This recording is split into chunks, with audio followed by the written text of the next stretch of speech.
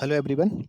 So in this video we will discuss about the three main components of Java ecosystem, which are JDK, JRE and JVM. We have already learned about this JVM as well as that Java execution lifecycle. So in this video we will majorly focus on these two components, JDK and JRE. Before we start, first let me tell you that Java community provides two package installation. The first one is JDK and second one is JRE. As a user, we only need to run the Java application in our system.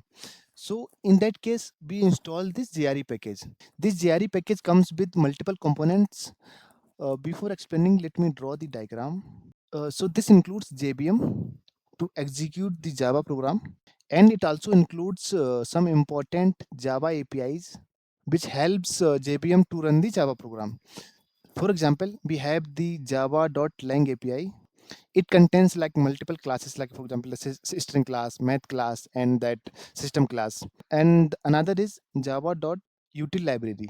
It contains multiple classes like arrays classes, scanner classes, and it also has that collection framework. These are just two APIs, but it has like many more Java APIs which helps JVM to run the Java program. So this was about JRE. Now, but as a developer, we do not only run Java application, but we do write it, compile it, and debug it. Then we run it. So in that case, we install that JDK package.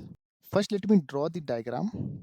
This JDK package comes with inline JRE, which we have already discussed, and it also includes required Java development tools. For example, it has that Java compiler, it has Java application launcher, and it has that jar archive tool. It has JDB, Java debugger, and it has Java doc command line tool.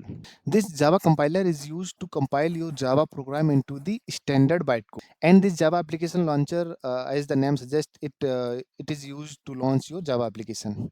And this jar archive tool, it is basically used to package your Java application into a single .jar file so that we can efficiently distribute our Java application. And the next one is Java debugger. When we have any issue or bug in our Java program, then we use this Java debugger tool to debug that issue. And the last one is Java doc. It is used to generate the HTML documentation from the comments which we put in the source code. This was all about the JDK. Now if I combine them, then they kind of form the structural hierarchy. Let me draw the final diagram. So this was all about the three main components of Java ecosystem.